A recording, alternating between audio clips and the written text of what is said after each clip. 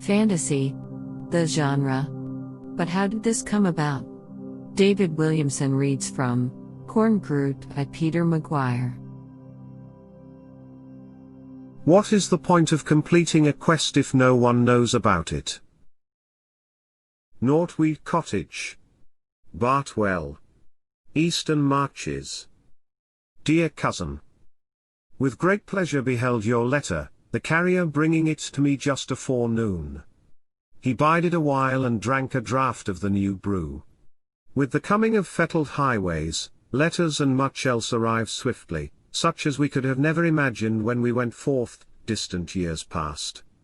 Often do I think of you living where once was a shadow casting its evil pall over people, lands, and even the beasts. Seemingly you are now content, with house, land, wife, and 3 bairns. Who could have imagined this during the dark days? It heartens me to have your own reflections concerning the chronicling of our adventures. I will say to you now, the seed is ready to fruit and I have marked out the fertile soil in which to plant it. More of this in due time. You ask if Bartwell in the Marches has much altered. When the great conflict ended, an inflow of newcomers commenced, most eager to settle within the locality.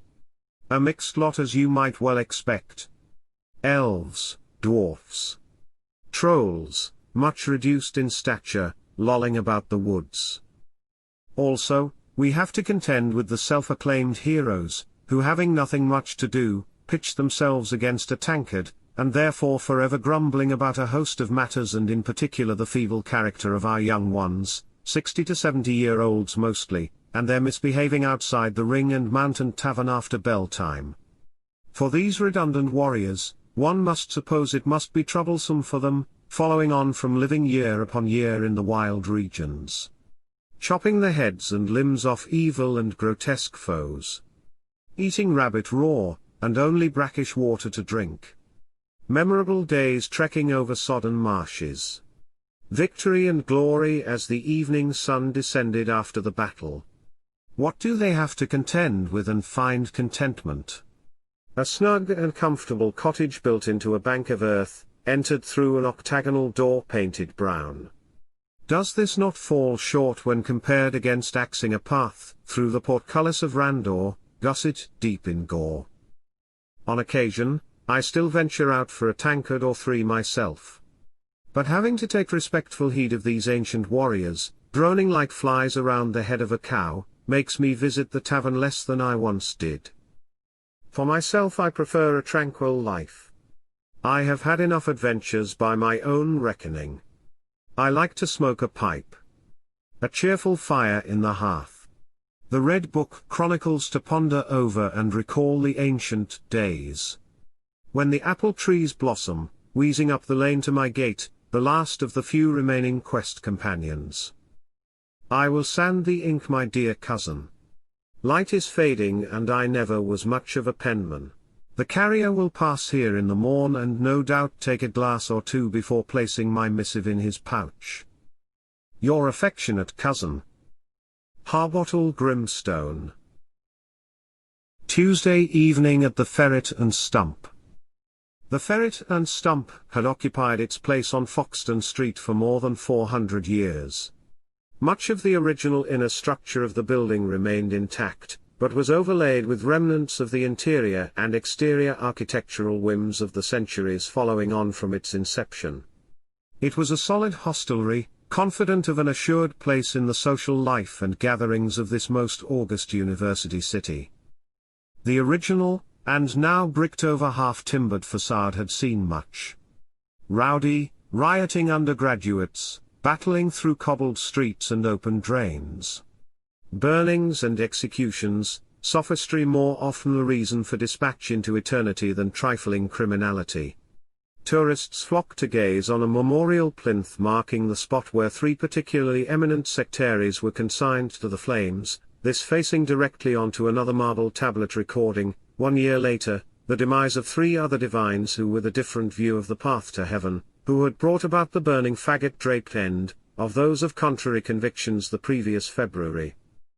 The Ferret and Stump welcomed in these eager bands of history-seekers, a representative sample of which would have revealed in some of them, mindsets holding fast to the cherished disagreements that ignited the flames centuries earlier. The good landlord remained agnostic concerning such matters, providing as it did a ready thirst for his finest ales. The social mix of locals was democratic, insofar that most classes were welcomed. The public bar for the working man. The carpeted saloon for the aspiring middle classes. The habitués male, females a rarity, and not encouraged. Down a step from the main floor level a polished door, furnished with brass fittings and a glazed door panel. Colloquially known as the Snake Pit, a small, comfortable, and private retreat utilized by gatherings of university elites. Specific days pertained, each small cabal, marking out a specific evening, much as cats mark out a territory and a time to roam for the purpose of avoiding conflicts. Tuesday was the evening set aside for the exclusive occupation of Professor Korngroot and congenial companions. Their cohesion, literature, talk, good beer, plain food, and masculine company. Beer pumped to quaffing in this snug refuge was ritualistic. A small hatch, wood-framed and pebbled-glassed was the ordained route, sliding upwards following on discreet tapping on the opaque glass. A steady procession of pint glasses filled and foaming, were passed across by the ever-attentive landlord, the hatch door sliding down and closed with the minimum of delay, the number of almost imperceptible raps of the knuckle, indicating how many pint draughts were being commanded. Professor Korngroot always arrived at 7 o'clock sharp. Tuesday was an afternoon of tutorials during which, one-on-one, students of variable ability and enthusiasm for ancient northern languages presented themselves. Several hours of restrained approval, hope, despair, and on occasion, total disbelief. Ancient college, old money, the sons of families where intelligence had diminished over the course of several generations, delighted the bursar and invoked the acquiescent resignation of tutoring academics. Korngroot, surnames the usual form of address amongst his friends, turned on his chair and tapped once on the serving hatch. The good landlord, in anticipation and a familiarity with the requirements of regular clientele, upped the hatch and pushed through a dimpled pint glass filled to its brim with Korngroot's preferred brew. The hatch descended. Korngroot grasped the handle, took an exploratory sip, then swiveled in his chair to face the body of the room. He was man renowned for his self-control, however this was an instance when the pint pot, almost, but not quite, fell from his grasp. Sitting opposite to himself on the wooden settle, the distance between marked by a well-scrubbed table, a male individual, who smiled across the small void in a disconcertingly familiar manner. Where had he come from? The usual creak of the door on opening unheard. Surely the landlord must have indicated this was private domain. Good manners and restraint under any circumstance, inculcated during early years education, ingrained as indelibly as the rote leaning of Latin declensions, prevailed. Korngroot nodded back in acknowledgement and rapidly scanned the interloper from head to curiously shod feet. Anachronistic? The clothing stylistically indefinable. He was too old to be an undergraduate, some who could be seen wandering the town wearing outlandish apparel. The weave of the cloth complex, the weft and wharf Korngroot was sure never shuttled on any hand loom Eastern or Western. Round of face, thick dark hair, turning grey, tight curled locks, clean shaven. On his feet luminous green shoes tied tight with bright yellow laces. A small gold earring of intricate design hung from the pierced lobe of his left ear. A college servant? No. What was he doing here? Korngroot annoyingly felt he could discern the wisp of an amused smile on the lips of this unwelcome individual. Picking up the glass tankard, Krongroot throated the remaining liquid uncharacteristically quickly. "Allow me to introduce myself," said the stranger. "My name is Harbottle Grimstone."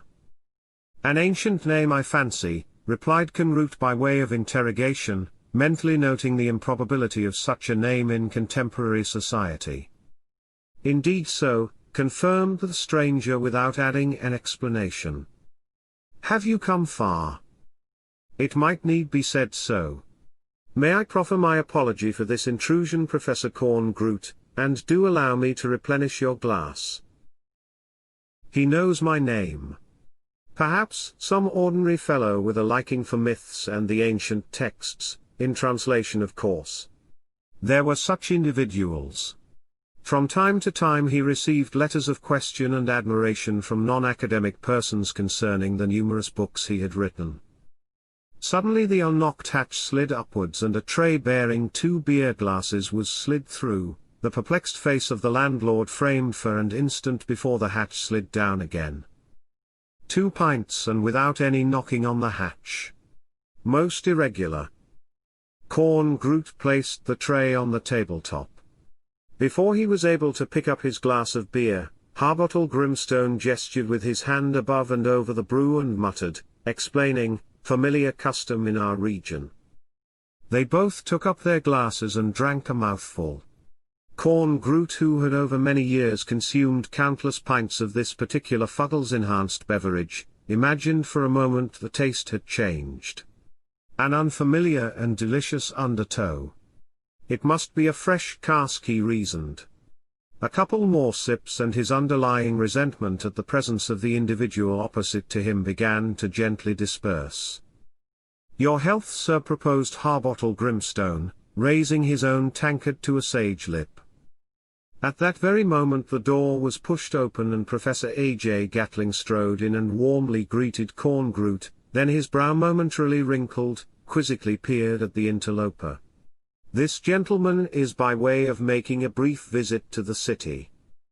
"Really?" replied Gatling without conviction, sitting heavily with disapproval in the chair adjacent to Korngroot. A.J. Gatling was Korngroot's closest friend. They shared a taste for good ale, conversation, a marked distaste for all things Gallic, a leaning towards, and warm approval for the higher echelons of Anglican ritual. Korngroot's core passion and academic labors, pagan mythology and the ancient languages in which they were originally set down. Gatling's devotion was to the word, and regretted with dismay there were some incumbents in the university who regarded the word being merely another genre of the mythological. This, however, made no impact upon his own convictions. His published apologias took diverse forms and brought him a level of discreet fame, added to which an ability to broadcast over the airwaves comforting homilies, engendered nationwide appreciation. The serving hatch without any knuckle-rapped signal shot upwards with a greater velocity than was usual. A tray holding 3 pints glasses eased though. Korngroot picked up the tray and placed it on the table, surprised to notice his own second pint of the evening had been drained. Harbottle Grimstone repeated the gesture he had made earlier, his right hand skimming above the lips of the tankards. A.J. Gatling, having a keen interest in ritual, observed this closely, but made no remark. All three, in silence, picked one of 3-pint pots and drank deeply. The landlord looked at the closed hatch. 3 pints, 2 people. The current occupants of the snake pit had kept to a particular routine year in and year out that up until this evening had remained as predictable as a traffic light. Someone in the public bar demanded service. Coming. 4 other members of the Tuesday gathering arrived in tandem. Quorum complete. The new arrivals initially perturbed by the presence of this curiously attired stranger. Good manners prevailed. The serving hatch continued sliding up and down with an unfamiliar regularity. The gestured ale, after a few sips, settled the company, and gradually engendered a never-before-experienced degree of hilarity. Their usual custom was to read aloud to each other extracts from their most recent writing and research. Korngroot myths and bardic legends. A.J. Gatling perhaps the text for an upcoming broadcast. C.K. Dickinson his work in progress, fictional, a multi-layered platter of romance, and the supernatural. J.M. Mungo Baglas, a great admirer of A.J. Gatling along with W.T. Meshcliffe, Middle English scholar and translator.